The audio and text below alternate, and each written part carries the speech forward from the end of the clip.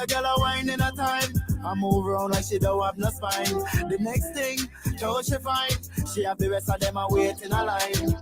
Oh gosh, champagne a pop and we so fast. Weed in a spliff, no allow that. Girl, back it up, make me hold that. This girl's on a level right now. I match to the bass and the treble right now. Wine for the real, let my crown. Bedroom pulling up and I back down. Fast, fast, slow, slow. Anywhere you want, baby girl, go. Bounce up and down like a pro, go. Girl, you want it, they know, yo. Real from the scene, heavy movement. You and your team, yeah. Them can't intervene, right? You know I let that style where you got this. So won't you back it up on me? I love the way you're whining your pop waist. Don't tease till they're making me all right. So smooth when you move to the groove, you're the truth, baby. Back it up on me. Yeah, I love that style where you got this. So won't you back it up on me? Yeah, back it up on me, telling me that you want me, baby girl, if you loving tonight. Right, baby, I'm in town. Know that it's going down. You know that I'm only here for one night. You know what he won't do, really won't do. Yeah. You know why I probably put that thing upon you. Right. Looking at you, looking like you really want to. Yeah. There's nothing on this earth, baby girl, I won't do. Girl, cause we turning up. Shots on deck, cause we burning up. Take it back to the telly, throw it up. Take it back to the telly, throw it up, girl, throw it up. Oh, yeah. Looking at your friends like you don't care. Girl, cause the Grey Goose is in here. Oh, yeah, we in here. You know I let it slide where you got this. So won't you back it up on me? I love the way you're whining your pop waist. Don't tease till it making me honest. So smooth when you move to the groove, you're the truth, baby. Back it up on me. Yeah, I love the slide where you got this. So won't you back it up on me?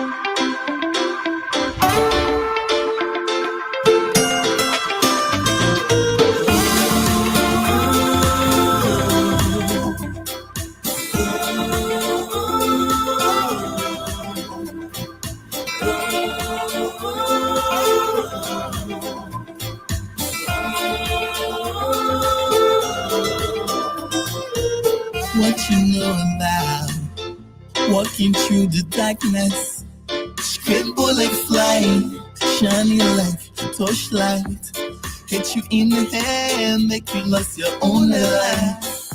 What you know about stuck in an empty house, surrounding with fire, someone saw ya on the other side, waiting to pull the trigger, nowhere to run, nowhere to hide, make it say your last breath to God. Oh Lord, forgive my sin, cause tonight might be my last night, and you're the strange one saying, stay alive, stay alive, stay alive, stay alive, stay alive, stay alive, stay alive, stay alive, stay alive, stay alive, stay alive, stay alive. What you know about 1990, when innocent people lost their life? What you know about October 15th, when the whole city was praying to achieve? What you know about April 6th, when your auntie was selling cold water to feed the family, and she got ripped on the way, fighting for you to stay alive. What the hell? Stay alive, stay alive, stay alive, stay alive, stay alive, stay alive, stay alive, stay alive, stay alive, stay alive, stay alive, stay alive. Free everybody running for their lives. Men moving, men falling. It's like them men walking. Bad boys, what you gonna do? What you gonna do when they come for you? Bad boys, what you gonna do? What you gonna do when they come for you? Bad boy, what you gonna do? What you gonna do when they come away. They're gonna take you away, take you away, take you away. Put you in a cage, all them terrible things that you did. You took my father away, took somebody mother away, took somebody brother away, took somebody sister away, took somebody best friend, boyfriend, girlfriend, auntie, husband, and wife away. Oh, baby, I'm thinking, baby, I want you to stay alive. Stay alive, stay alive, stay alive. Stay alive, stay alive, stay alive, stay alive, stay alive, stay alive, stay alive, stay alive.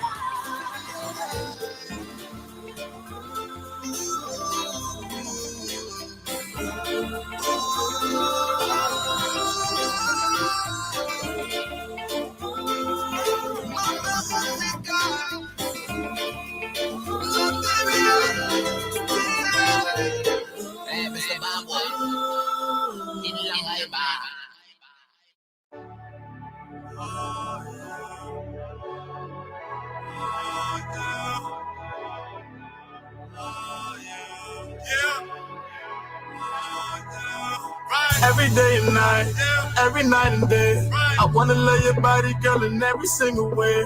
Every day and night, every night and day, I wanna love your body, girl, in every single way. We have to tell it and we get.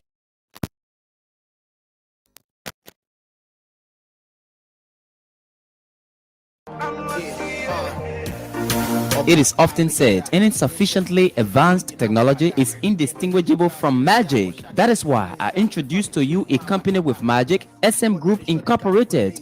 SM Group Incorporated is an internet technology company that provides the best quality and cheapest internet services, including IT management services, supplies of IT equipment, networking, mobile app and software development, structured cabling, and web design. We also develop POS cash register system for small businesses like mini-mart, supermarket, restaurants, and bar, hotel management software for reservations and online booking. SM Group Incorporated installs biometric systems that include hotel door locks and access control, database, CCTV security, and motion sensor system installation with 24/7 monitoring and cloud backup storage with mini solar backup power system. Coming soon is the SM Group SASE-Net, which will deploy hundreds of Wi-Fi hotspots across the city with high-speed, affordable broadband internet service for less than $100 Liberian dollars. For more information, visit our website at www.smgroupincorporated.net or email us at info@smgroupincorporated.net or call cell numbers 0777-881-881. We are located at the intersection of Kerry and Center Streets in Monrovia.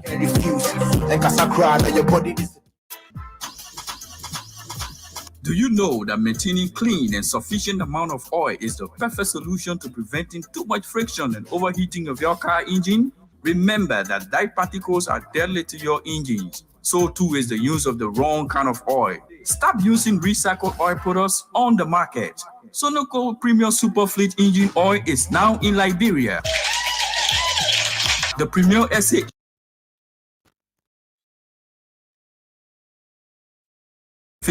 Premium 15W40 for both gasoline and diesel engines. Once there is an engine, Sunoco has the lubricant. You can now change your engine oil after every 3 to 4 months. Since 1886, Sunoco Oil Company is supplying oil to over 85 different countries around the world. With Sunoco products, there is no more damage to your engines. Macintosh Incorporated, a Liberian company located on Weaver Street, AB Talbot Road in Painesville, is the sole importer and country distributor of Sunoco and other U.S. lubricant brands. Call cell numbers 0880-535-508, 0777-677-633. That's your quality assurance.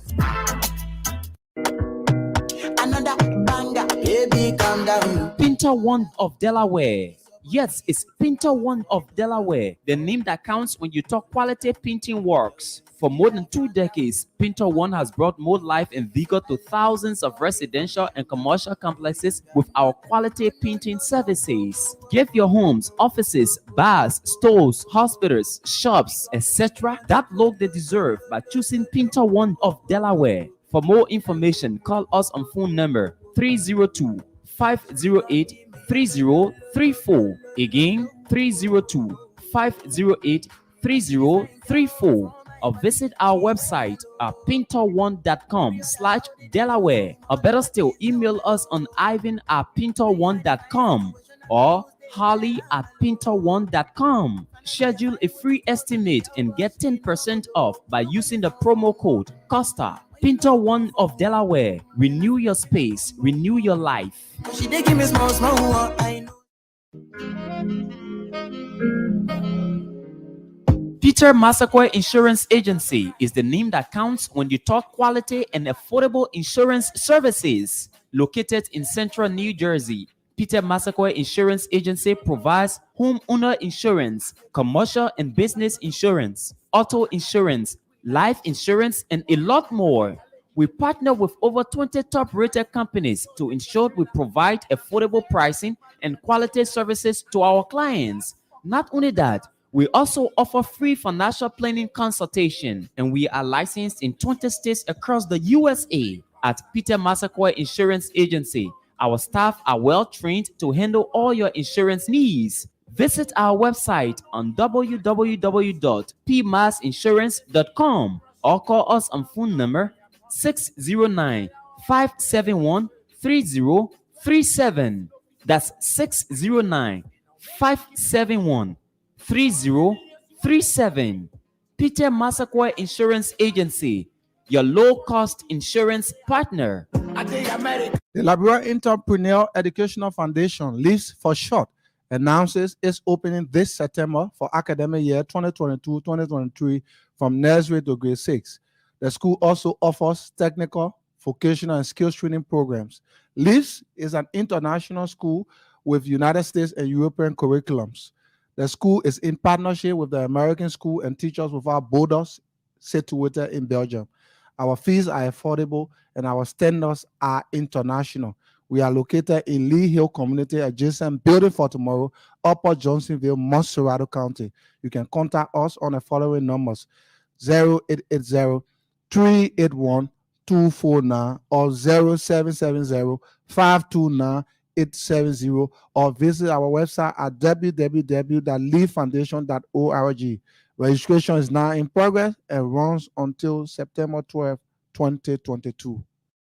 Do you need a car? Ready for an upgrade? Then come to Sika Motors, sole distributors of Toyota vehicles, Mitsubishi vehicles, and Yamaha motorbikes, genuine accessories and spare parts. You name it, we have it. We have the 2022 brands of Toyota vehicles. Select from our new Toyota Starlight, Toyota Belter, Toyota Rush. We've got the best deal in town through our Sika Motors financing schemes with selected banks, EcoBank Liberia and UBA Liberia, starting at the lowest as $500 USD. You won't believe these prices. Come for quality, reliability, and durability. Take a spin and let's make a deal. Sika Motors on the UN Drive at Sailtown, Bushra Island, or call Sika Motors on +231 775 987 758 or email cmarketing@cfao.com. Sika Motors, drive with confidence.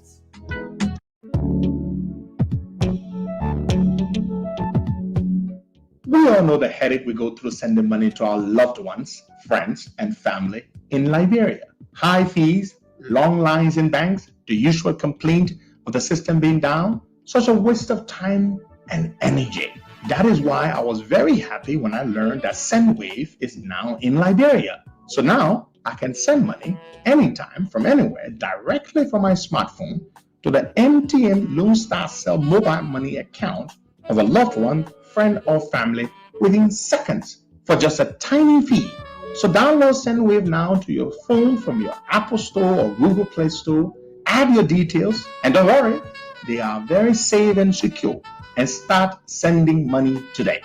Don't forget to insert the promo code COSTA to get free $5 credit added to your first transfer.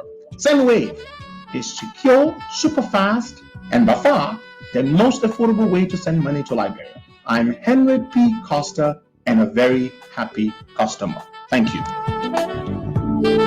Good morning and welcome to the program. You're listening to the Costa Show, watching us on Facebook and YouTube and on a host of other platforms.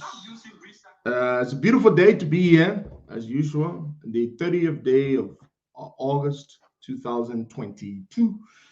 The time in Monrovia is exactly 10:30 a.m. and the time in Delaware on the east coast of the United States of America is 6:30 a.m.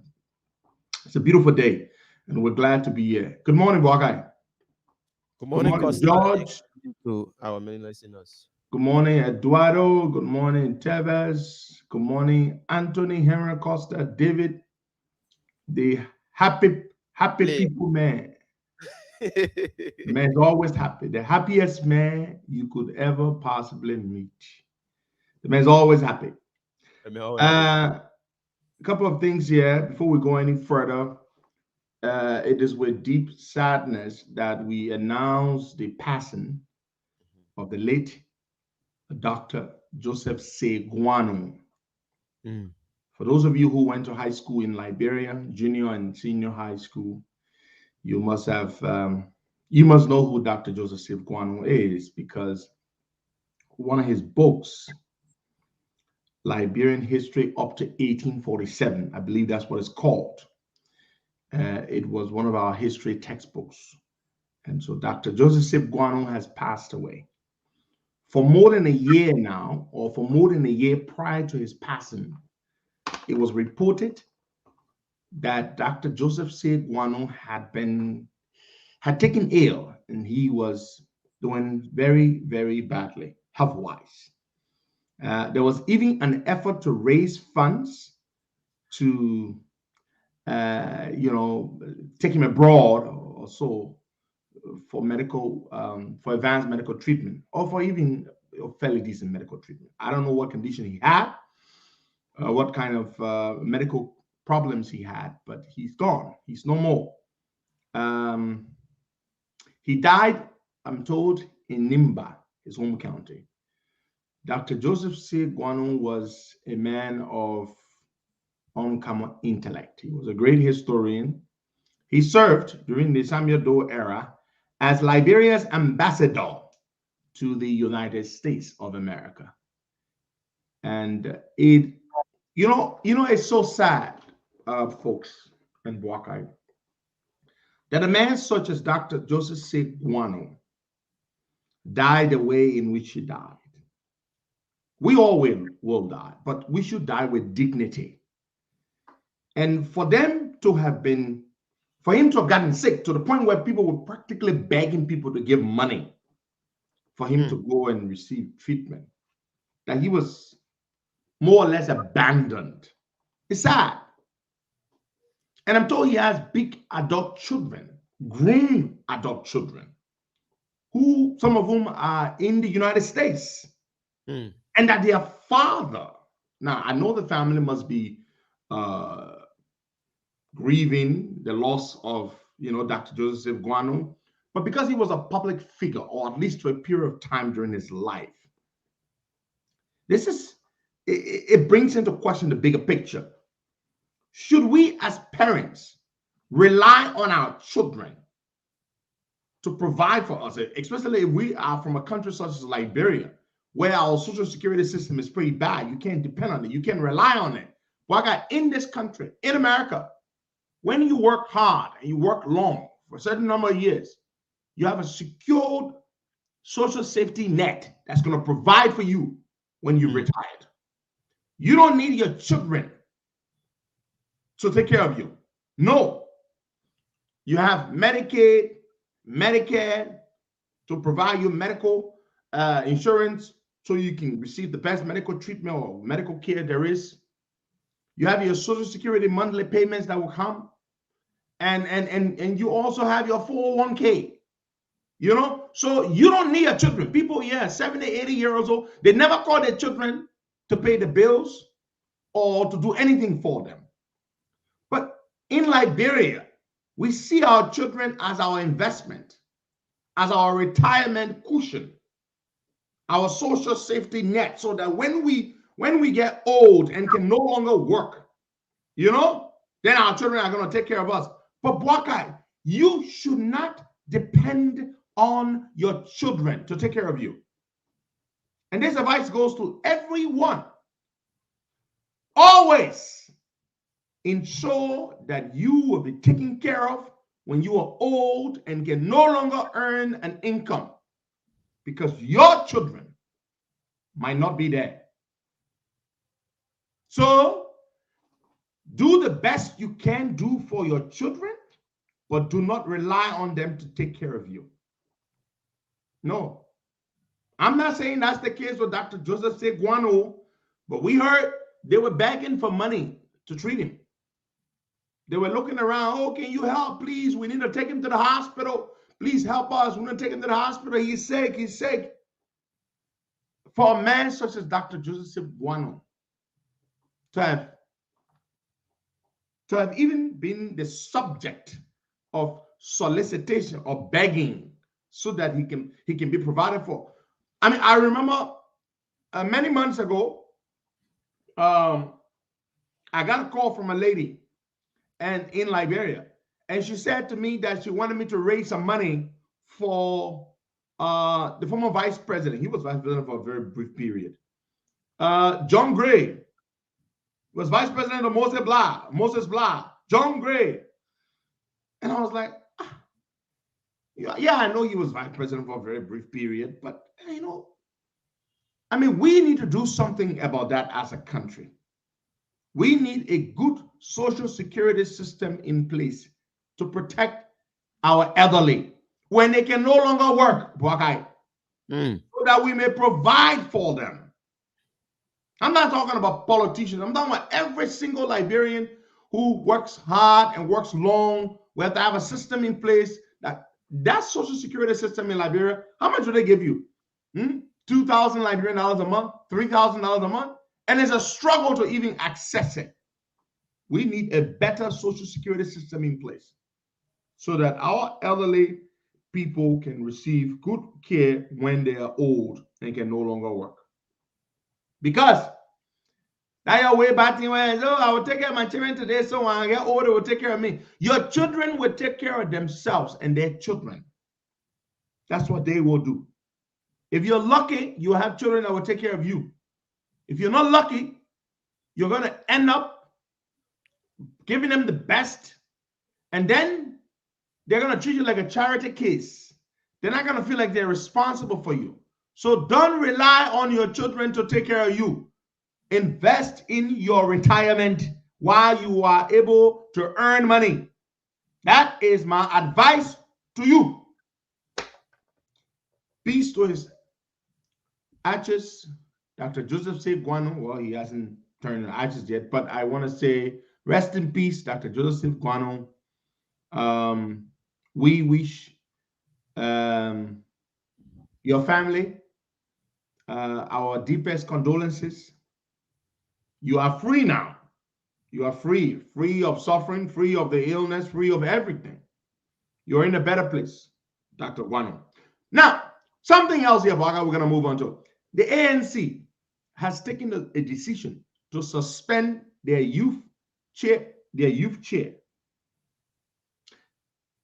James P. Morris, the young man, he went incognito. I remember many years ago, about 2 decades ago, when I first came upon that word, incognito. I was fascinated by it. Oh my God, I used to love big words. The encyclopedia was my companion. I would just immerse myself in it and try to learn as many words and remember them as possible. Incognito was one of those words. And by the way, it means to just disappear. Nobody can see you, nobody can hear from you. Well, there's another word, incommunicado. So James P. Morris decided to go incognito and incommunicado. Not only was he not seen, he was also not heard from. Whatever it is the young man was doing, the young man did not suddenly want to be bothered. He put up a big sign, do not disturb. After being madly handled by one tuxedos. So That you know that one, Bugger. So they looked for him, they couldn't find him. And then he suddenly showed up. Here I am. And the family alerted the party blew a false alarm. And the party did what the party felt it was expedient. Absolutely. They couldn't see their youth chair. They were concerned. They couldn't reach him by phone whatsoever. And so the party blew the alarm. Yeah. That their youth chair had gone missing. Then the Sanama swine showed up. When he showed up, by the way, folks, yesterday we're sorry we could not be on the radio, but we are on the radio this morning, 98.1. So James P. Morris showed up, and the party said, "Where are you coming from?" And James P. Morris said, "Where dog?" I got madly handled. He said, "Where the? I was somewhere." He said, Where? James, what do you mean by you were somewhere? He would not say. James, where were you? You had us worried. Your family contacted us. We went and issued a public announcement. You know, we started blasting that you had gone missing and blah, blah, blah, blah. Where were you? He said, I was somewhere. Somewhere ain't got name. Where? The young man would not say where he was. So yesterday, the ANC took a decision. They suspended the Sanama swine for 2 months. And I want to say that decision was an appropriate and befitting decision. By the ANC? Yes, by the ANC. I want to say kudos to the ANC.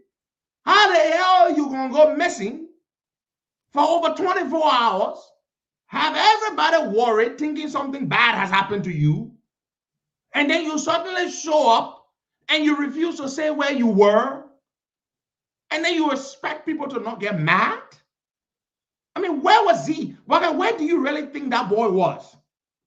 The boy was socially misbehaving, and he never wanted any disturbances, so he put "don't disturb" on his phone. Does he not know that he is a chairman of the youth wing of a major political party? And he will suddenly get up and just go incognito and incommunicado? That wasn't running to his mind that he could extend to the party coming of a statement that he have gone incognito. When you say social engagement, break it down. What do you mean in simple terms? Where was he and what was he occupied with? Something indisposing. What was he indisposed by or indisposed with? The boy went somewhere around the 19th Street area where he going to one leg. The leg madly handled him, and there was no strength for 24 hours. Okay, you're a bad boy. You are a bad boy. You know, you say the thing as though you knew exactly where the boy was. The boy has refused to tell his party where he was. How the hell on God's earth do you know where he was? So what did the Lagos do to him? The Lagos madly handled him that he couldn't shake for 24 hours. He was just lying in bed. They were feeding him.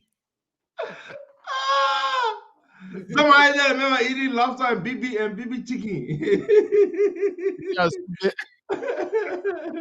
No, but listen, this man is irresponsible. I commend the ANC for doing what they did.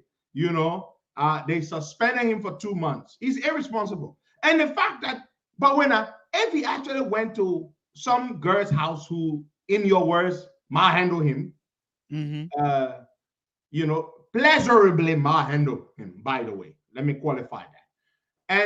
And now he's back and he's well and everything is okay with him. What is so big there for him to say that? Why? Yeah, but if he went to socially misbehave, he should come up with something that would, you know, the party will look at and say, yes, we can stand up on this to the public, to go and face in the public on what happened to our youth chair. But he just come and say, nowhere. Yeah. Nowhere. Actually, this, nowhere. The main party has asked him repeatedly, young man, where were you? He would not say. You know? Oh, yeah. So the man was socially arrested, socially confined, and detained, and malhandled. I want to call Travis before you say we chop. I beg you, you can't look at go trial. I'm boy in trouble. I know we're gonna try you one call. I know. You see that? There you go. I gotta leave it. But look, let me tell you something. Look, Pastor women are amazing. They are romantic. They know how to take care of a man. They know how to treat you good and make you forget all your troubles. all your troubles. So, like I said, that one Pastor get there with the ball. She gonna find. Yeah. Because I know your police begin. Everybody they get to deal, you not get no strength to even talk to rest on Facebook. To even call, to pick up a phone set, to write message, the fucking write message. To say, my people, y'all don't worry about me, I'm all right. Nothing.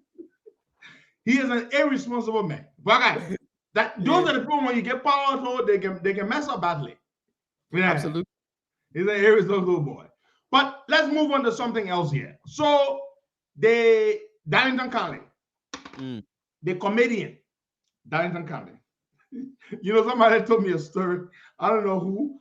It will not come to mind now. But they said to me, look, the only time Darlington is to use that airport is to buy himself a ticket to fly back out of Liberia. I don't know who told me that. Was somebody told me that. They said Darlington should have nothing to do with that airport. The only time Darlington should ever use that airport is to buy himself a one-way return ticket to America. So Darlington County, yesterday I was credibly and reliably informed that the Senate Committee on Transport voted to reject Darlington County for the position of Director General of the Liberia Airport Authority.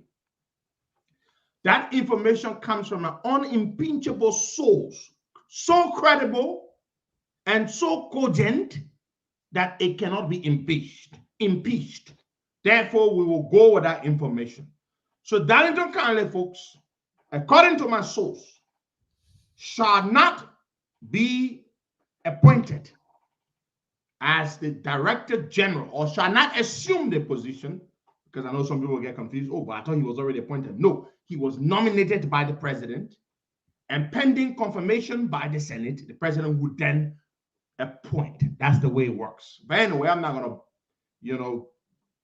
belabel or bedazzle you with the semantics.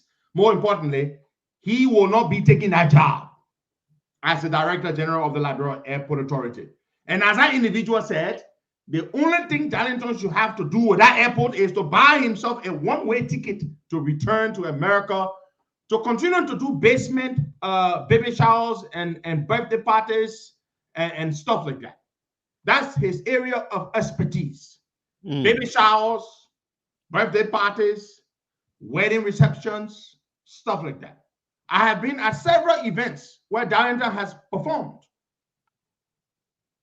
Several events. One of them, he was the organist playing the organ. By the time the formal ceremonies were over, he took the microphone and he was the MC/comedian/clown.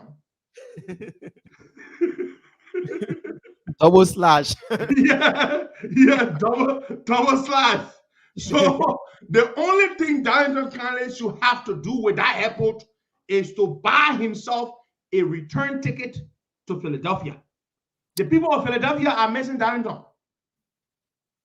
So we have took their comedian, he took their clown, and decided to appoint him Director General of the airport. Bring our comedian back. We miss him.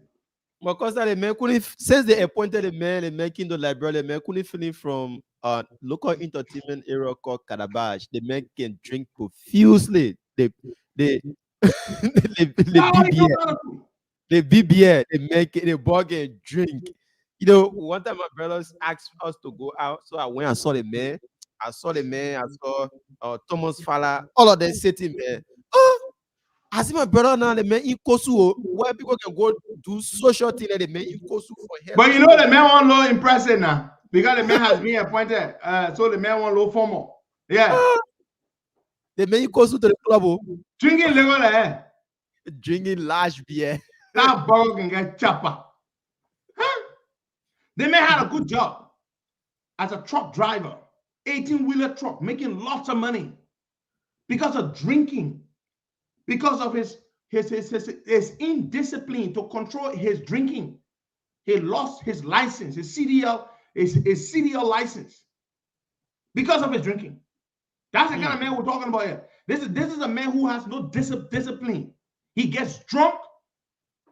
He would two things he would do. He's a drunk and he's a glutton. You know what a glutton is? Somebody who has a terribly bad eating habit. That bugger can eat. He comes to your house, he will eat everything there. He's never visited me, but this is based on testimonies from other people whose houses he's visited. He will eat everything. Because you don't need to. And then you know what he does? He will remove his clothes or shirt and just lounge in your couch or on your couch. Sweat and everything. All you have to do, just go on the main Facebook page. You'll see whether it is true that we are saying or not. Everything is there. You can go prove us right or wrong. Yeah, it's all there. That's why there are so many pictures of Darlington Conley lying in the couch sleeping, with only maybe a beat up on, or what we'll call a singlet. That's how reckless the boy is. That boy you want sent to airport to go be what? Fiakwa, abomination. Yeah, you have a troubled facility such as the airport, and of all the people you could possibly send there, you find a glutton and a dipsomaniac. By the way, do you know what dipsomaniac is? Somebody who has an insatiable craving for alcohol. A dipsomaniac and a glutton. That the man you want to go send to the airport. That one will not happen.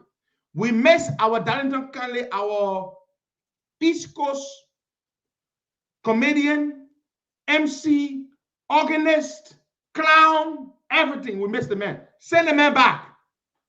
And Costa, the last time when we started facing electricity problem at the Rubber International Airport, the government came up and let me say the government to the international partner, the various embassies, they went to the RIA and Sametwe and other folks promised the Liberian people and even our ambassadors accredited to Liberia that within 6 months' time, they are going to electrify the Rubber International Airport. Since Sametwe made that pronouncement, up to now, there haven't been a pin on the airport. And we're setting again to go in dry season before we start experiencing what we experience at the Rubber International Airport. You know, if you know your government can live to the promises you guys made, stop making promises. You took the ambassadors from here, you carried them to the RIA and made promise that, within 6 months' time, we will do this, we will electrify the Rubber International Airport through solar system. And up to now, there haven't been anything done there yet. How long ago was that? Over 2 months ago. Over 2 months ago, we're going to 3. Over 2 months ago. Over 2 months ago, they said they would be completely solving the issue of electricity at the airport. The airport doesn't have an ambulance that works. They're going to make sure they put not an ambulance, a fire truck, right? They're going to put a new fire truck there and all that kind of stuff. It hasn't happened. And they promised 6 months. They said they needed about $20 million. I don't know where they're going to find it from. They said when they recast the budget, they were going to find it in the budget. We don't know what they're doing there, but they haven't done it. They have not been able to do that, just so you know. And that's a serious problem. And this is the kind of place you want to take a Darlington Conley and send. You know what's the I don't know what is their thing with Darlington Conley and the airport. Why do they want, of all the people that have experience and competence and everything that they could send to the airport, people with proven, tested track record of administrative performance, managerial skills in airport management, and you want to take a Darlington Gala? Eh? Oh my God, this is troubling. This is deeply troubling. I'm very glad that the Senate committee, according to my source, has denied him. Now, we hope that President Weah will find somebody better to send to the airport. Find somebody good. There are lots of good people, lots of Liberians who you could send to the airport. We could call lots of names here. We're not going to do that because we don't want you to say, oh, we're trying to promote somebody or that. No, we're not going to do that. We're not interested who actually becomes the airport boss, as long as that person is competent and is qualified. That's all we want. And on this issue, Bwakai, it doesn't matter whether you are a sedition, it doesn't matter whether you're an ANC person or UP person or a Liberty Party person. All of us want the airport to be properly managed so that we no longer have this trouble that we are having there. I want to say congratulations to Senator Darius Dillon and his darling wife. Today marks 25 years of marriage. And remember, Dillon been in the team for long now, 25 years. Ooh, that's over half my life. That boy has been married. Senator Dillon and your darling wife, congratulations to you both. I wish you 25 more years and 25 more years and 25 more years. All the best. So that's what they need to do. Find somebody good and send them to the airport to run that airport. Because Darlington Conley is not the guy. You know, yep. I read this article, Bwakai. And I read this article. By the way, it's in Front Page Africa. And you know, a couple of years ago, I believe it was Ellie. They placed a ban on female genital circumcision. Mm-hmm. Female genital circumcision. Yeah. FGM, as it is called for short. Now, for those of you who do not know what that is, in the Sunday Bush, the Sunday Society, where they circumcise their women, they remove a certain part of their, private part for the women. So that practice has been happening in Liberia forever. So during Ellen time, she came under tremendous pressure from the international community, all her friends abroad and all that kind of stuff, to put a ban on it. They said people shouldn't do it. But I'm pretty sure the people didn't give a damn for that ban. Now, one of the chief Zoes spoke yesterday. And here's what she said. She said, this is our tradition. This is our culture. We've been doing this forever, and we're not going to stop doing it. Mm. She said, that's Zoe Chike. Listen. The Zoe said, if you want us to stop doing female genital mutilation, then you're the queer people. You must stop doing Masonic craft, UBF society, faggot do business. Because she said, but because that's our culture, the faggot do, my friend used to call it Balatumoke, the Balatumoke business, the Masonic craft business, the UBF business, you must stop doing it too. Because they're wasting people culture. They're wasting people culture. But you want to tell us say we will not do our own culture to do female genital mutilation. But you want to tell us say, but then at the same time, you're the queer people in the city, you get your Masonic craft, you get your UBF, you get your Palatumoke business. We here in the interior, we don't do Palatumoke business. But that's true. But I know Palatumoke business in the interior. You not hear say one day. You not ever hear say they get gay business in Kwarugoni? For what? You're bringing terror said to carry there. So they gay business that queer people think, Where in Mosorado, yeah. Even right here, Kakata say he carry that they will run behind you. So I'm not talking about. So that we be with you. Mm. You know, I say that we be with you know I think the making of my Zanzan Kawa. He's supposed to English. Then he turn around and he say, Dagu English. Dagu English. So that thing, Dagu English. So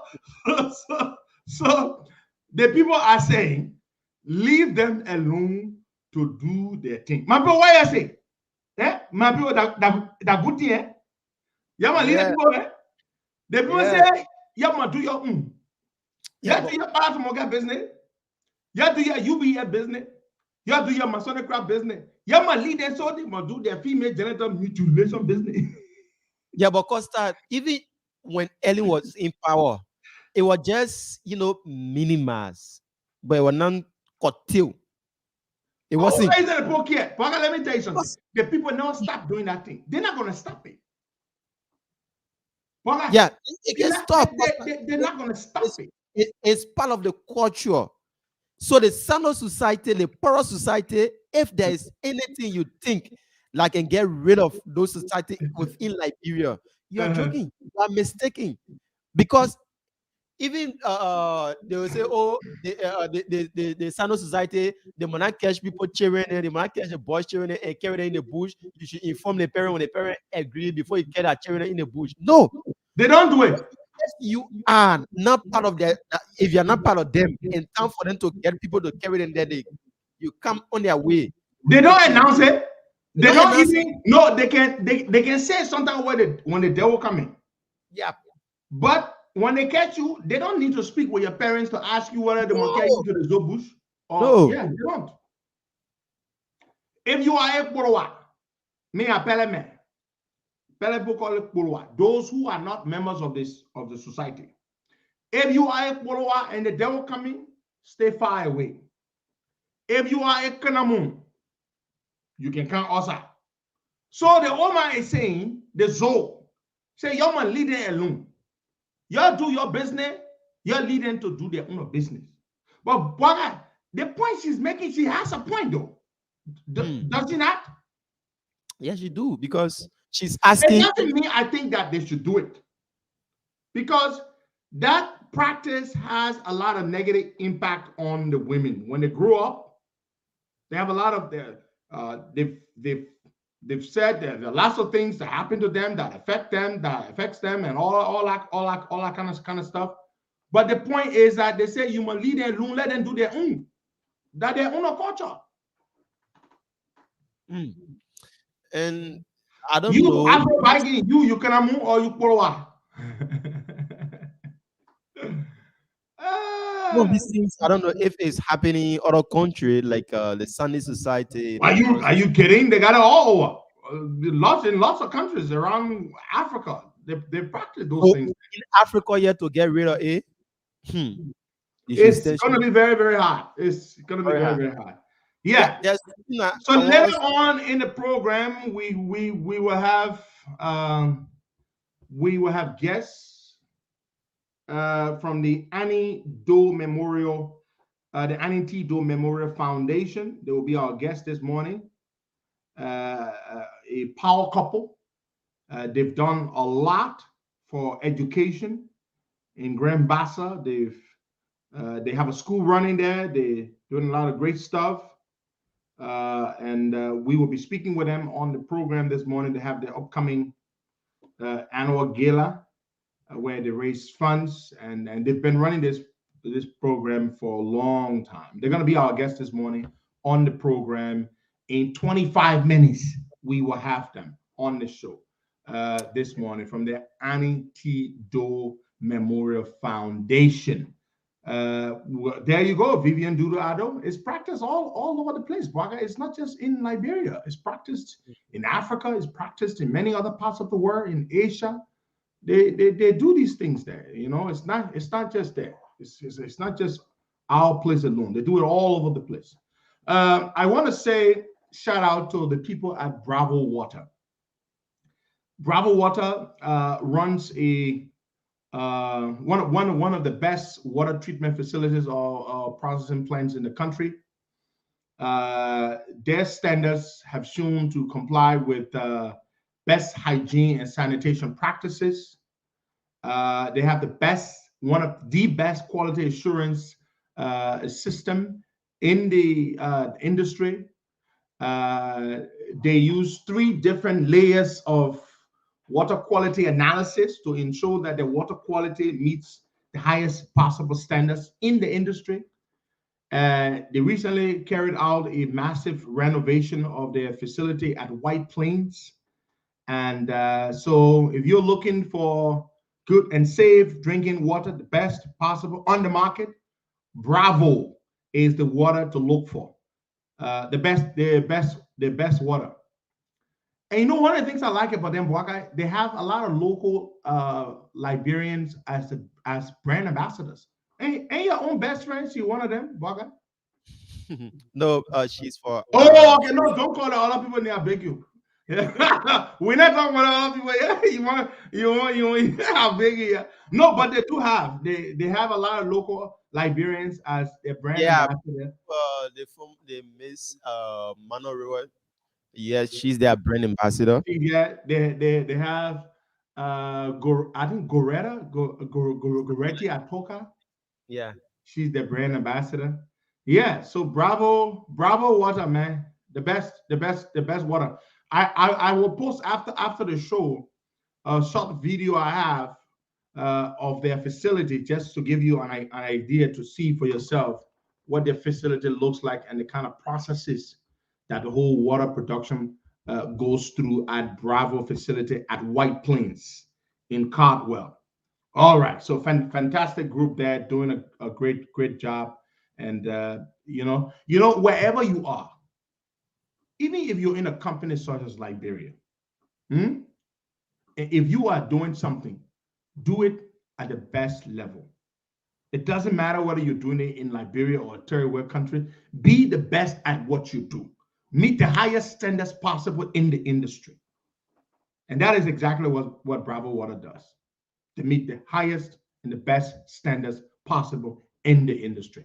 Let's go to the phone lines and take some calls there. You're listening to the Costa Show. We're coming to you on D15 91.1 radio across several counties. 8.1. 98.1. Isn't that what I said? Okay, I didn't say it. 91.1. No problem. Thank you for the correction. That's why you're there for.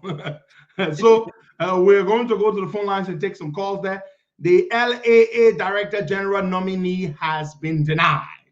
The Liberian Senate Committee has denied his confirmation, and they said, of course, he's not up to the task. He's not qualified, and the airport cannot be taken for a joke. We need the best and the brightest to run it.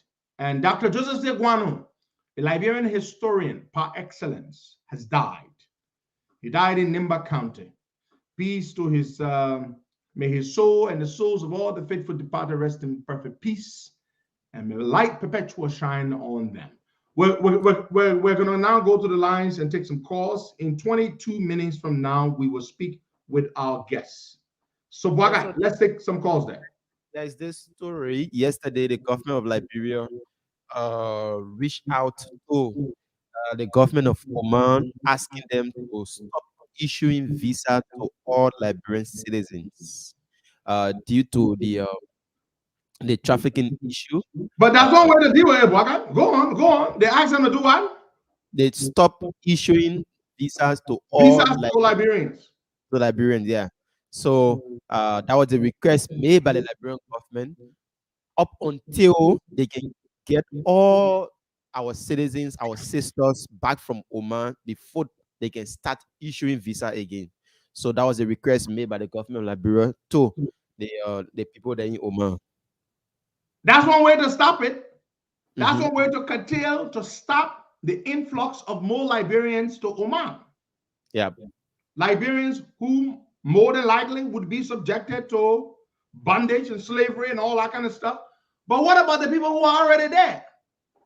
Yeah, so they will try to get them. They got in contact with the people there and asked that the girls, and our sisters. Who should take the credit for that advocacy? Yeah, we did. We started it here We The flag COP. it. God is, The COP. Martina Konate. Shout out to you, my dear darling princess. When we sent Martina to meet with government officials, there were some people who were making noise. Why are COP talking to government? If we had to talk to the devil to help our sisters come back home, we would do it. And we did it. We even went into our coffers as COP and we spent a lot of money, over $4,000, to bring at least eight of those women back from the COP. They are not COP members, but we did that. So now we got to follow this thing up, okay? So when did they release this thing? Is it from the Ministry of Foreign Affairs? Yeah, it came up yesterday. It was in a news conference. But why did they wait so long? That's the problem. Why did it take so long to finally act? It makes absolutely no sense. They could have done this ever since. Ask the government of Oman to discontinue the issuance of visas or visa to Liberians, especially women. Because it's women they were taking. They were not taking men. They were taking women to be domestic servants or domestic workers who eventually were used as slaves. So they should have done this ever since. They didn't have to wait all this time, but they say better late than never. So we are glad about that. But now the next step will have to be engaging with the government of Oman to secure the release from bondage and the return or the repatriation of these women to the country. That's what they need to do now, Waka.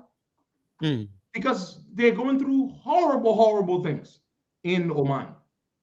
Nowadays, when the women get in touch with me, there's only so much we could do. We spent $4,000 at COP. We took $2,000 out of our coffers. We bought plane tickets for 4 of them. And then the COP chapters, several of our chapters raised additional $2,000. We brought a total of 8 of them back. And the tickets are cheap when you buy them from Australia. So one of our COP members told us, when you buy the tickets from Australia, from Oman, one-way ticket, it's about $600. So the government can afford to buy the plane ticket for all the ones that have already that have escaped from their masters' households. Those ones are already available to be repatriated. You can buy their tickets now, right, to bring them back.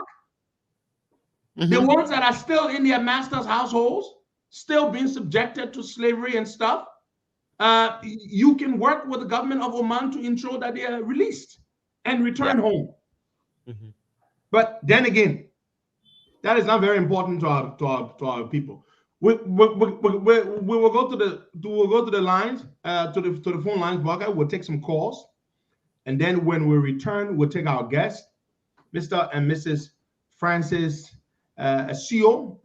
They are a power couple. They've been committedly and involved to the effort to educate the Liberian child. They've raised and invested lots of money across the years in a school that they run in Grand Bassa. And so they have the upcoming gala, which they have every year. I might go to it. I have a trip down to Colorado for a friend's wedding, but I will try to see how I can go to support them. Boga, let's take some calls there. All right, 0770-102-102-086-010383, 555-102-102. The WhatsApp number is +231-888-624171. And call, you'll be live on the Costa Show in the morning with Heron Pedro Costa and Boakai Amara. Camara, we are here bringing you what we do best. Let's take this person. Good morning. Your name is joining us from? Good morning, Paula. Good morning, Ria Airport Costa. My name is Dana Sandra Jr. Let me say a very big thank you to you for the level of hard work you are carrying on. You are advocating and fighting to see the betterment and the transformation of our country, Liberia. I want to say thank you. For keep exposing it for God. I mean, Scott, I know when I go to our airport. Seriously, thank you.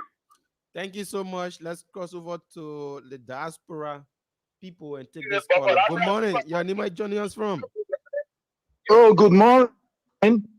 I'm calling you from the UK. What's your name? Hello. My name is Sam. Welcome. Go ahead.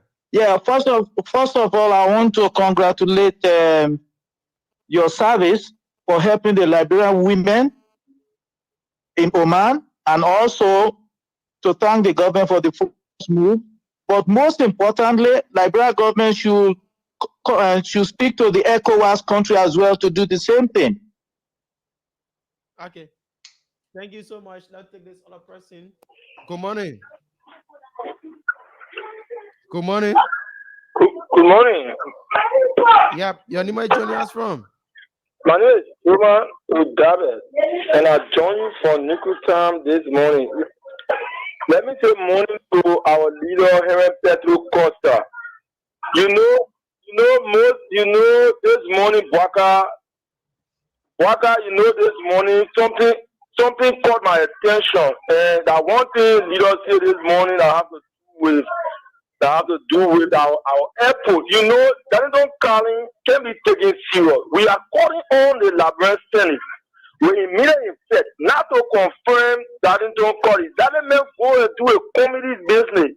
That airport, we need serious people to manage our airport. You know what is going on at the airport. So then we don't need somebody that doesn't call who doesn't have or the installation.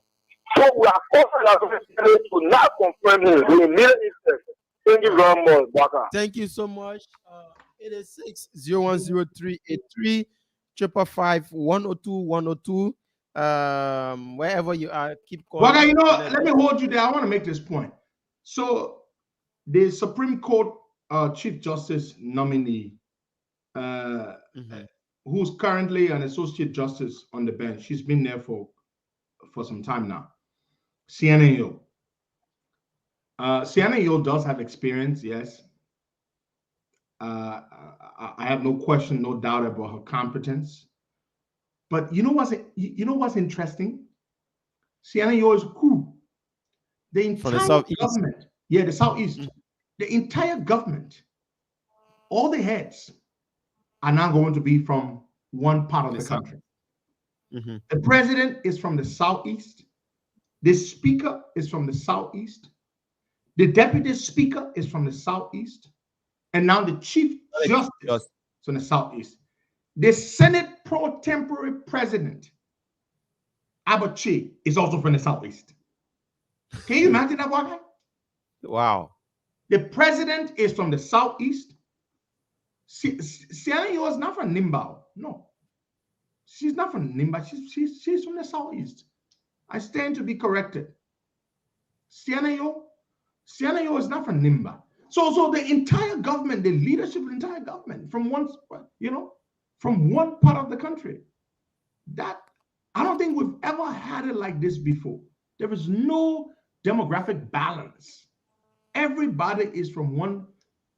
She's from Maryland County. There you go. Vivian Otto, thank you.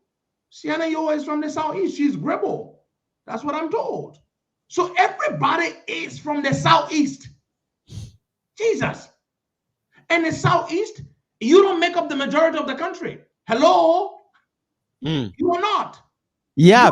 You are the minority. The Southeast, you even got plenty of human being there. But the whole government from your side of the country. What kind of wild be this? President from Grand Crew.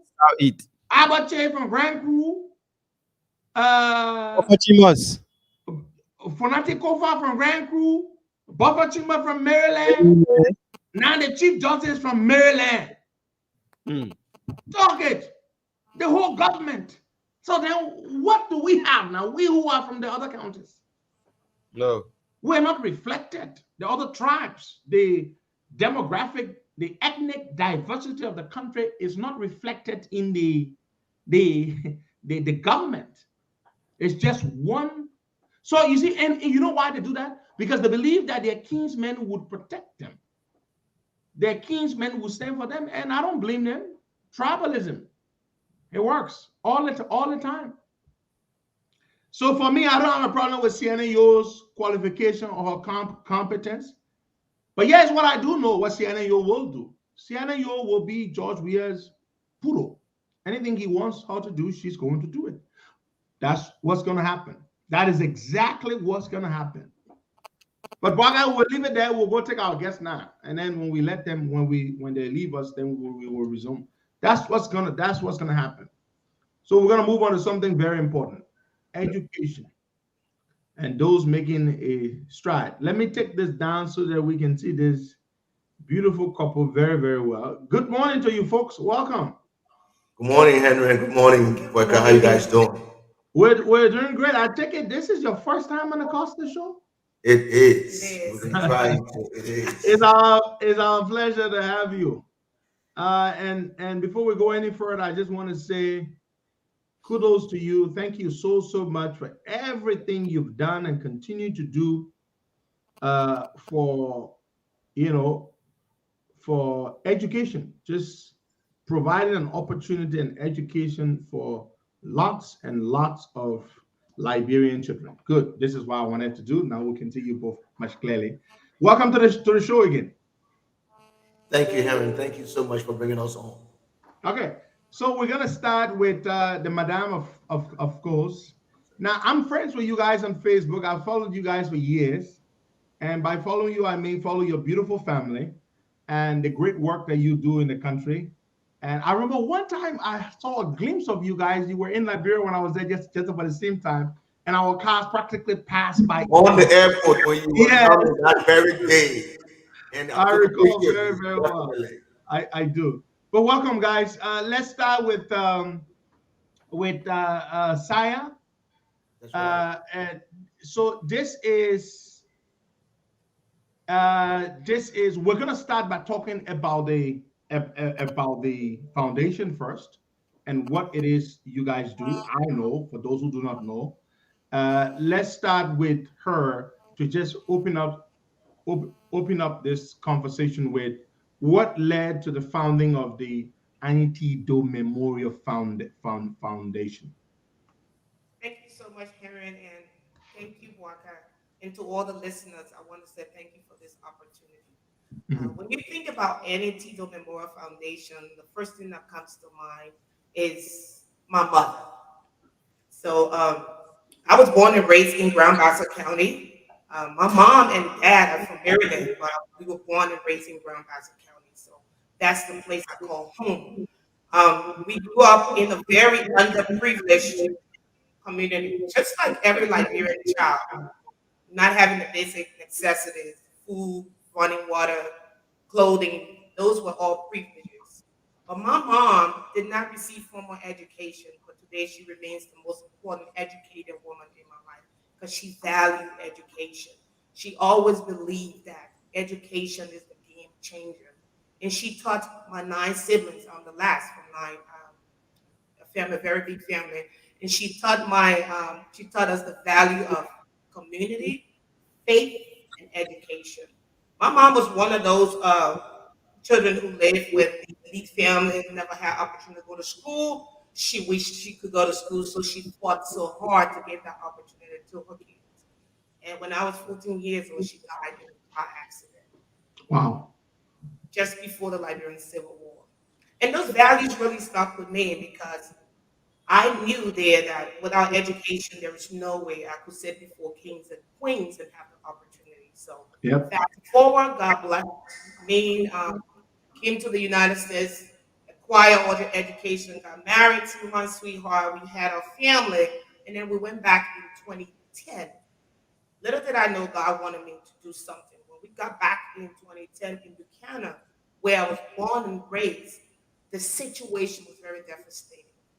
It was worse than where I left it. I saw kids running around barefooted, and it just brought back my childhood. And then God began to speak to me the need to be a bridge for this community. Hence, we decided to form the Annie Do Memorial Foundation with 3 most important pillars: providing educational opportunities for underprivileged kids, as well as women empowerment. When you think about women in Liberia who do not have the capacity and resources to really support their family, as well as basic health care. A lot of Liberians die at an early age because we do not have proactive health strategy whereby you go to hospital in the Western world and have regular checkup. So those three basic things have become our pillars. And over the years, with the support of all of you in the community, we have been able to accomplish significant progress. And I'm really, really honored to be able to share that work with Liberia and the world at large. Fantastic, inspiring story. Inspiring story. Paying it forward. The value of education. It makes you a global citizen. No matter where you come from, education breaks barriers. It shatters glass ceiling. Mr. CEO, let me come to you. You and your wife have been doing this in lockstep, locked in arms, and very, very passionate about this for so many years. How has this joining been for you, working with her to make this impact? You are not from Grand Bassa yourself, right? No, I'm not. Thank you very much. I'm from Grand Crew County. Good. I was originally born and raised in Monrovia. I've been in Monrovia all my life before coming to the States in 1997. And this journey has been remarkable because my wife and I, we've been together 30 years now. Because we graduated high school together, we did undergraduate together at University of Liberia before coming to the States. We graduated from undergraduate here in Charlotte, North Carolina. We did our masters together. We did our project management together. Wow. And we started doing businesses together. And that connection has continued to be with us. And at the end of the day, for me, I believe in service. So regardless of the medium through which we serve, I believe in paying it forward because a Francis CEO came to America on a scholarship from somebody else who I did not know from anywhere. I did not come to this country based on the good graces of my parents or their money or anything. I came on an academic scholarship. And so by being able to graduate from school by the grace of God, having opportunities, working with my wife, it has been a remarkable journey, especially looking in the faces of those Liberians who we've seen and being able to give back. It's a special joy. So working with her and the foundation since 2010, as she mentioned, we went back to Liberia just for the purposes of visiting. And that morphed into something else.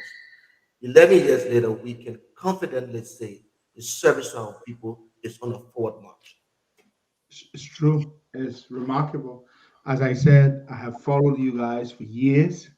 Consistently, every year, all the things you do, you go back home, you raise money here from most people who don't even look like us, are the people who give back. So now let's talk about what does I know you run a school and maybe other programs back in Grand Bassa, but let's just talk about those programs before we go to the annual gala that's coming up and how people can contribute to that.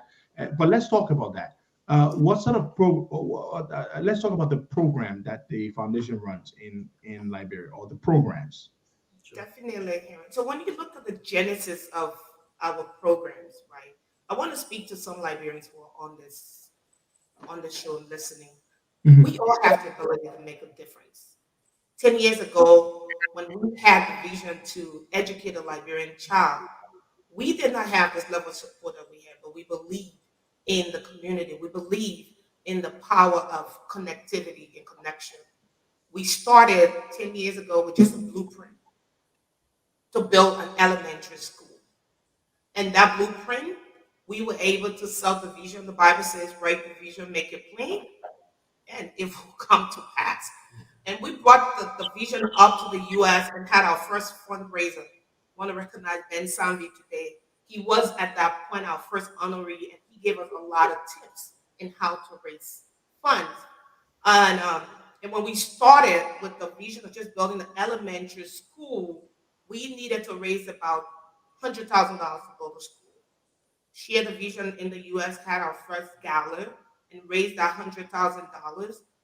And we're able to build the elementary school and started with 75 children right after the Ebola crisis. 75. These are kids who run around who otherwise will not have the access to education. This school has become a place of hope where kids go and not only have school, but taking care of the child holistically. You hear about that. So our program is so enriched, really compared with the Western curriculum. There are a lot of extracurricular activities. We provide food, we provide free uniform, a lot of things we do holistically. And hence the reason we also take care of the mom, because if a child comes to school and doesn't have the ability to eat, you may give him the best education. That's why in the US, food is provided every day at school for lunch because it's critically important. And when we found out that the first year, a lot of our students may not attend school because of food, we decided to add the feeding program in our school. But to go back, we started with 75, and then we began to grow from 75. We moved up to 150. And then a couple of years ago, there was a need to build a junior high school. So 2 years ago, we actually expanded the program to junior high school. That's great. Where now we are 430 students from K1 to 8th grade. Wow. K1 to 9th grade. Free education. And today we're now looking at, as you know, pretty soon these kids will be graduating from junior high school.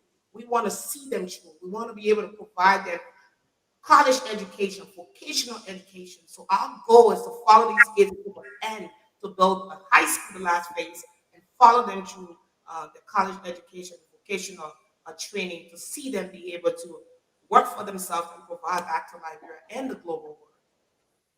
That's impressive. That is impressive. So, Mr. CEO, let me come to you. So, what's the total student population now? How many kids are currently enrolled at the school today? Certainly. We have about 430 students from K1 to 9th grade, and all of these children are on free, tuition-free education. These are kids whose parents would have had to pay the tuition that are going to school free. You know Buchanan more than I do, Henry. You know the community, you know the economic situation in Liberia. So as a result of the community, we have these children in school where we provide their tuition-free education, and we have to pay for all of the teachers and the support staff and salary. And they just have to come to school. Then they have to come to school. But you said something very interesting that I hope to piggyback on. Most of the support, if not all, come from people who have not even been to Liberia. People who don't even know where Liberia is. But the vision has been shared with a lot of our friends here in America, and they believe in the idea of giving back. And by doing so, they've supported this cause. Over the last 10 years, we've raised over $1.1 million in the last 10 years. Every year, we've at least $100,000 a year. And it is by the grace of God and individuals and people like you who share this vision all over, whether it's through your platform or other individuals who have gravitated to the vision. So yes, we have 430 students in the school. But one thing she did not say, though, we have other programs. You talk about all of our programs. So holistically, we have Women Initiative, where we do sewing program as well as microfinancing program. I want to life skills, for the parents as well, not just for the Liberia. We taught our finance class about budgeting, money, and finance, because you have to understand, Henry, while you're providing for these children, we have in Liberia what we call the lost generation. And that generation where, during the war, a lot of our folks did not go to school. So they don't have a formal education. And so we thought to figure out what can we do for these parents, these women, who A, may have been disadvantaged, B, may have been abused. What can we provide for them to enable them to bring their kids to school? Hence the training, the sewing program, as well as the microfinancing program to do small business. It will surprise you to know that with the small business or microfinancing loans we give them, it is turning their lives around. Or Teresa or Mary in the market who had nothing to do can speak confidently of a business today that has been provided by the Antietam Memorial Foundation and of course the health awareness services. So I can be long-winded, I'll pause. No, please be. That's impressive. So on one hand, you have almost 500 students who have been provided quality education, absolutely tuition free. Yes. And then you have adult women. Yes. And women, by the way, when you empower women, whether through education or through life skills, such as the skills that you're providing, you've strengthened a whole household, a whole family, and that is just impressive. That is beautiful. I have to really try this year to attend. Please, you see your family last time, we didn't see you. I know, I feel so guilty every time something happens, but I have to really try this year to come. And one You thing know, I like to I add, promised my friend Benson V I would that I would be planning a visit up there. So I couldn't think of a better reason for coming up there than this. Yes. So let's go. Let's get down to the gala. It's coming up. When is it going to be? What is the itinerary? And how can people contribute to this great work that you've been doing? Now, you know what? Imagine you have a family. You have a beautiful family. One daughter with two boys, right? Right. Good. Like I said, I follow you guys. So you have to focus on your family. Then you have an extended family of almost 500. Just the student population alone. How does that feel? Being responsible to ensure that some 500 human beings, people who are not your family by blood, but they are your family by extension, that they rely on you, that you must, every year, you must ensure that you raise about $100,000. Like you said, over the last 10 years, you've raised over $1 million of other people's money. People who, most of whom don't look like us, have never been to Africa, might have no plans to go there whatsoever, but they care. And because you articulated a vision to them that they supported, and now they've seen that vision come to fruition and is benefiting real human beings. I know how much sense of reward they must get from giving. And each year they have more reason to give because they see the continuation and the expansion of the programs and the opportunities that you are providing. How does that make you feel, ma'am? Let's come to you. The feeling of having to be responsible for 500 human beings. And then we'll come to Mr. Seal.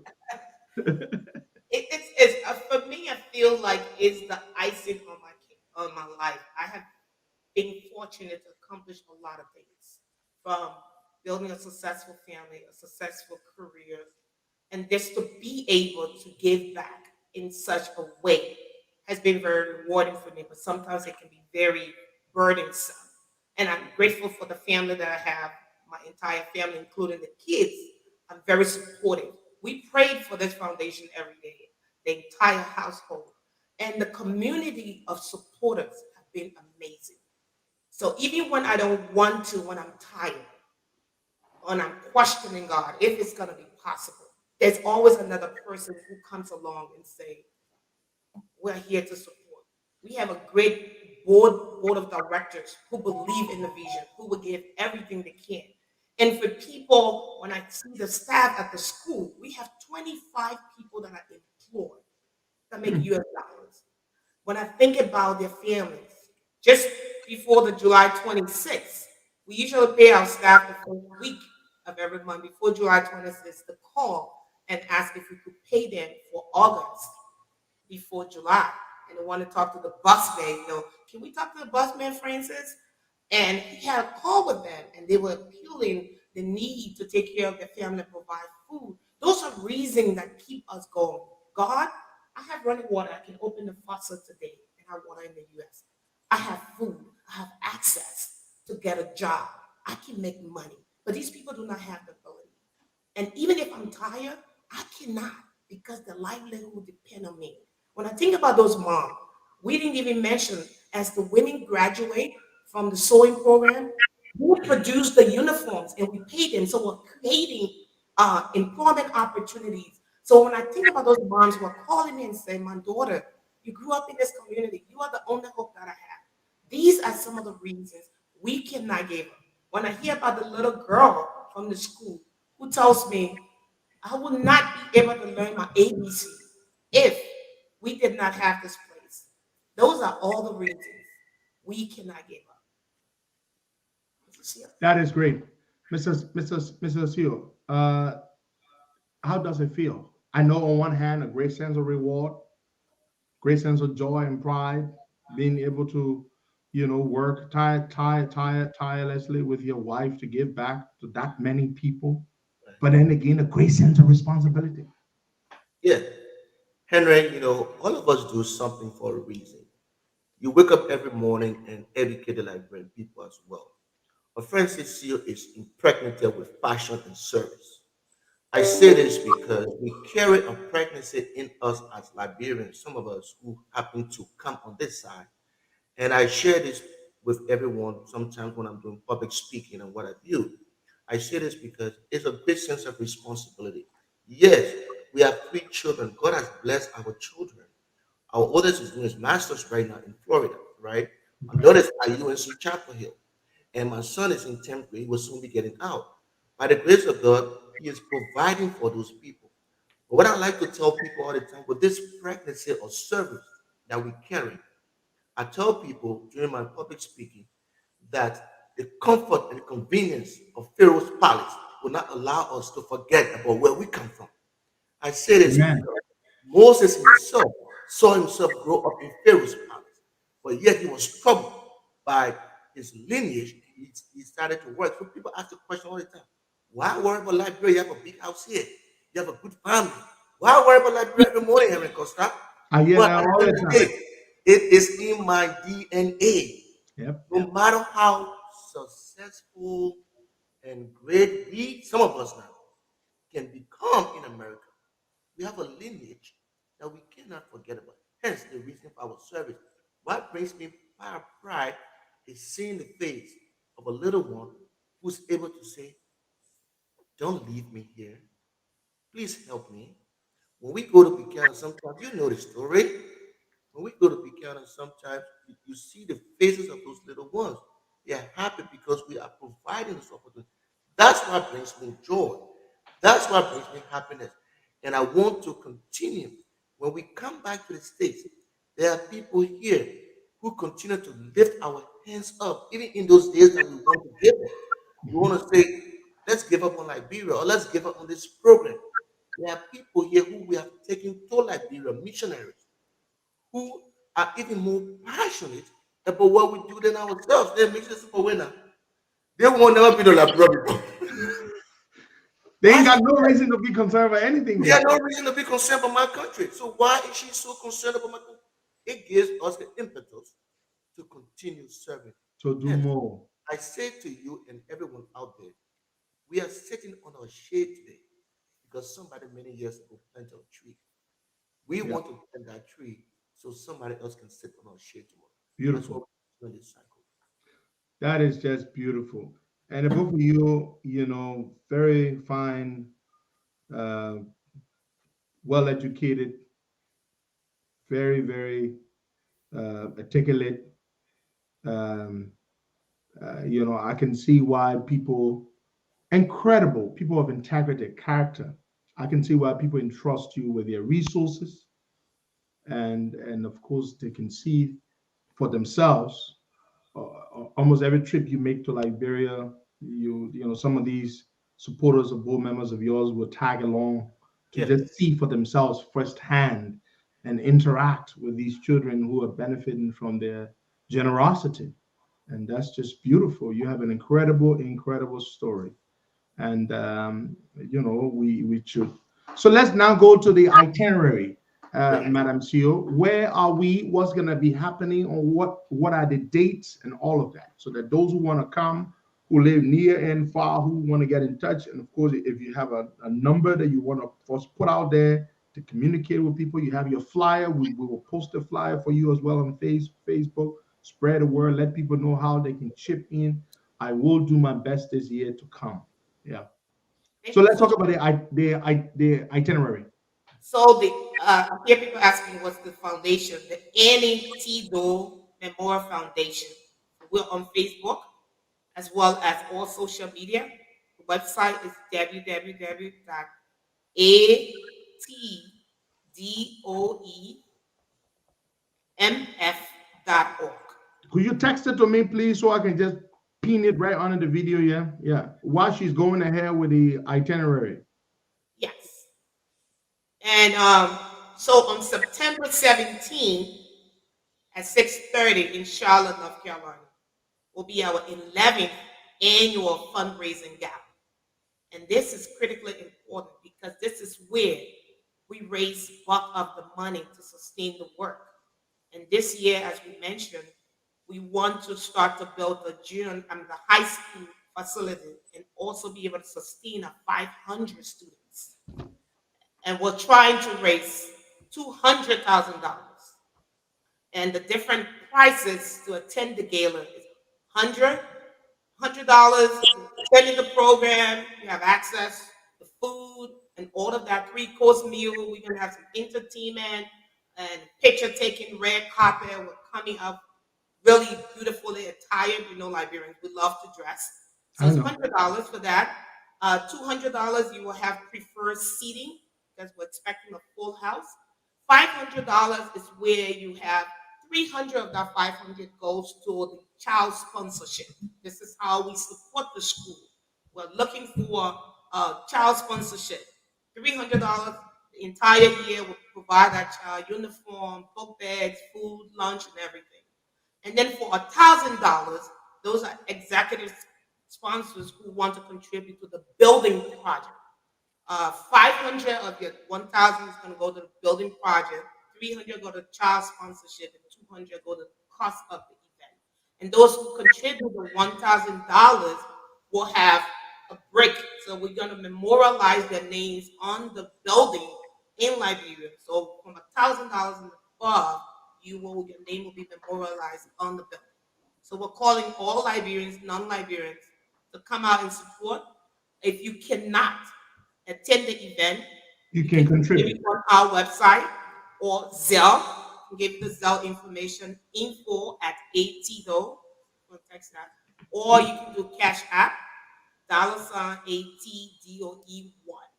So there are many ways to give. We are 501c organization, so your contributions are all tax deductible. Great. That is this year we'll be honoring Madam Lema Bowie, who is the 2011 Nobel Peace Laureate.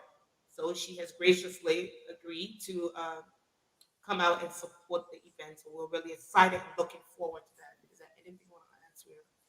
That is fantastic. You want to go over those dates again, please? Yes, September 17th at 6:30 p.m. September 17th at 6:30 p.m. We're going to be at the Marriott UNC. It's a very brand new hotel building in the Charlotte area, right by the university.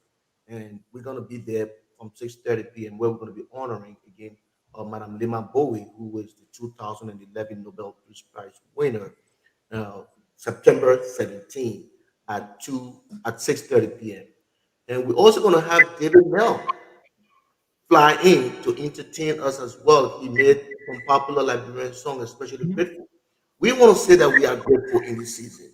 And he's going to be one of our entertainers. And another thing at the program we sometimes do is a best dress contest. You know, Liberians love to dress. And as part of any of the program, we have a committee that decides who is the best dressed guy or the best dressed female, and the audience will vote as to who won and who, and things along those lines. So besides serious business where we share our program, oh, you do have some fun. I see. I follow the posters the pictures when you do the photo dump. Yes. Yeah. Classy and glamorous, and just because you gather to raise money for a good cause doesn't mean you can have fun doing it. Right. That's right. And DJ Tom Sherman is going to be our DJ this year. Yep. Very good DJ. Tom Sherman. Shout out to you, my brother. So I wish you all the very, very best on this year's gala that's coming up, particularly with the fundraising, because what you want to do now, you want to take it to the next level. This is great, and we should. You will send me all the information later on, maybe towards the end of the week, so that I can post or much closer to the time, maybe a week or two from the time. Well, let's say a week from the date, to just post the flyers and more information, stuff like that, so we can talk about it further. And I would definitely try my best to come this year and to make a contribution as well to the great work that you are doing for these children. And we're very proud of you. You do all this with no self-interest, wanting nothing back. Is entirely altruistic. It's very commendable. And shout out to you. And we look forward to coming and supporting. And just we wish you the very, very best. So we're gonna give the both of you a minute each to close up. We're gonna start with the Madame, and then we'll come to you, sir, to just give us your parting comments. Thank you again, Heron and Mark. I know you just been listening to all my Liberian brothers and sisters and our entire community of supporters. I want to say what's so grateful for just trusting us for the last 10 years to be able to change the story for a Liberian child, for a Liberian woman. And also, we didn't even mention, we also provide opportunity too. In Charlotte, we're providing community scholarship to graduating high school seniors in Charlotte. So the platform, the mission, the vision continues to grow. It is growing because of people like you who believe in us. So I want to thank you. Without your support, we will not be here. And I pray that God bless you. And I'm really looking forward to seeing all of you. Hit me up. I'm also on Facebook, Saya Dosia. Let me know. I can give my personal number. I said this year I want to be very personal. So if you want to call me to have a conversation, my number is 704-258-3527. Again, I want to say thank you for this opportunity, and I'm looking forward to celebrating with all of you September 17th at 6:30. Thank you very much, Mr. Seal. Let me also add my voice to her voice in saying thank you to the Costa Show and to all of our listeners out there who have continuously supported this work over the years. It is because of you and the passion you bring to service that we continue doing what we're doing. So thank you. We appreciate you giving us this time on your platform. We thank all of our Liberians out there who continue to spread the word about this organization. Even the students in Liberia who continues to pray for the program. We say thanks to them and the parents. A note of caution, because this is a gala, tickets are being sold, and we have to give a listing of our attendees a week before the time. I say this because we are not going to be selling tickets at the door. Sometimes we have that challenge every now and then. Our people will come to the door and say, "I want to buy a ticket," but it is a So you got to get it way in advance. so, yeah. So I just want to make that notation out there because it's important. I'm glad you said that. That's for me too, useful to me as well. Yeah, that's why. But thank you. We couldn't be grateful enough, and we're just looking forward to this celebration / gala on September 17th, where we'll be honored to have Madame Limambowe in our midst as well. So thank you for the opportunity. Thank you so much. God bless you both, and have yourselves a wonderful day. Bye-bye. You too. Bye now. Bye. Well, folks, there you have it. Good people doing good things, impacting the community, making a difference, helping our people, those who need it the most. And what's the greatest gift that anyone could give to another person, especially a child? What's the greatest gift? Education. Every single time. That is the answer. Education. And that is exactly what this foundation, the Annie T. Doe Memorial Foundation, has been given. Education. And then a few years ago, they added on life skills, and microloan, microfinance. It works. There's a man called Professor Muhammad Yunus. Professor Muhammad Yunus is regarded as the father of molding micro and economics. He's the father of microfinance. He is from Bangladesh, one of the poorest countries in the world.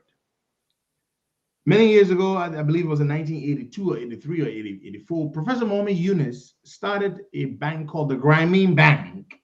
Today, that bank has balance sheets that runs into the billions of dollars. With the Grameen Bank, Professor Muhammad Yunus started a small scheme with just about at the time, the equivalent of about $100. Trying to give small amounts of money to mostly rural women, poor and impoverished rural women, to turn it around and to empower themselves. That would lead to what is today the largest microfinance bank in the world, the Grameen Bank. Muhammad Yunus was recognized. This great deed, this great thing he did was recognized some years ago, and he was awarded the Nobel Peace Prize for having made such a tremendous impact on such a large number of people, millions and millions of people who benefited from the Grameen Bank. Professor Muhammad Yunus, you should look him up. Yeah. Yeah. All right, folks. So we have here a letter. President Weah has written a letter to Mr. Cummins, responding to what Mr. Cummins had written. It's interesting. We don't have a lot of time, but we will be talking about it tomorrow because our time is almost up. Waka just shared the letter with me. It's a very long letter, several pages. We want to spend a significant amount of time just reading it and discussing it and enjoying it and having you enjoy it along with us. But time, I'm sorry, cannot permit us. Before we read this letter tomorrow when we begin the show, we will begin by reading Mr. Cummins' letter to Mr. Weah, which prompted Mr. Weah's response. Yeah, to respond. This is the first time I think that the two men. Wow.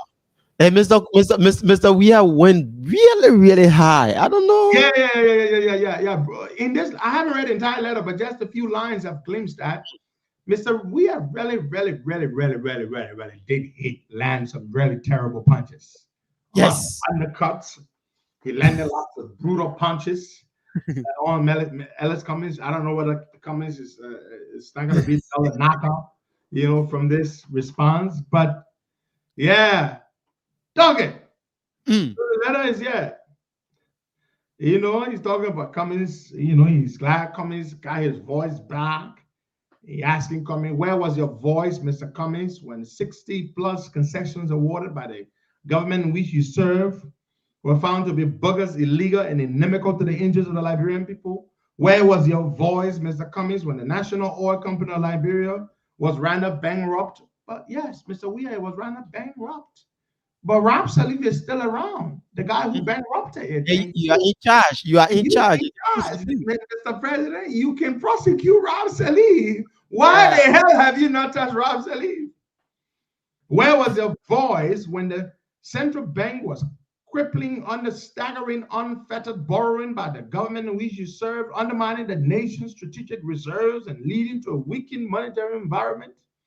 This is but a tip of the iceberg of a humongous cocktail of mismanagement, graft, ill governance, and inefficiency that happened right under your nose while you maintain a loud and conspicuous silence. So, Weah said Cummins was very silent when all those terrible things were happening. But we are right to. You ever heard Cummins talking before when Ellen was in power? No. Cummins ever criticized one issue before? And Ellen appointed Cummins as member of the board of BWI? Yeah. But then we have to you run to all it in the Baba thing happen on Ellen time. You not take no action. You having the power now. You have shown a lackadaisical attitude and a good English. A good English, yeah. A good English. Zanzan Kao is speaking at a press conference. Then he turned to the man, he said, and a good English, that good English. All the things what they've been doing, all the Baba thing and Ellen were doing, all I want to you can write it in long letter to come in, but you not take action. Samuel wrote a letter. Samuel on Union and one on the road. We are not able to read it. That is guilt by complicity. And a good English. Yeah. Never read it. I bet you can't say I'm paying people to read it. Tomorrow, we will read the letter. Well, but I mean, I'm not going to who read letter, who not read the letter. All I know, the thing what we are putting in the letter here. Marcel get something to ask him. Why he know? So he know all he wanted here, he not do nothing. Eh? So you know about no car being been robbed there by Ramsey and all, but he not do nothing. Why they like a attitude? And a good English. Yeah.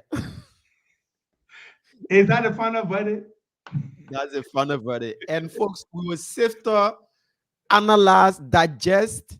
Oh man, you know, man, you know what we'll do the letter tomorrow. We'll turn it upside down. We'll look at it so. That's small way we'll look at it. We'll weigh the letter. We'll weigh it. We'll tell you all the diameter, the perimeter, and all. No, but Ria Costa, the president letter. The president is stopping right now because no. For the sake of the letter, not for the sake of the teenager, we are saying. But the way we are wording the letter coming right now, what's the score? What's the score? We are versus coming. What's the score? We are leading. We are 4-0 right now. Hey man, but I know man, you're not fair. 4-1. Let's make it 4-1. Okay, 4-1. So Mr. Kumi have to double up. Seriously. Yeah, coming got to write another letter. I hardly ever finish Alice Cummins' post. Let me tell you why my post on Facebook trend way more than the trend with Alice Cummins. One are more popular than Alice Cummins. That's one. Whether you like it or not, that's the truth. But me and comment, I'm not comparing myself, but my post then ain't gonna get more people can see it and can comment by it. More comments.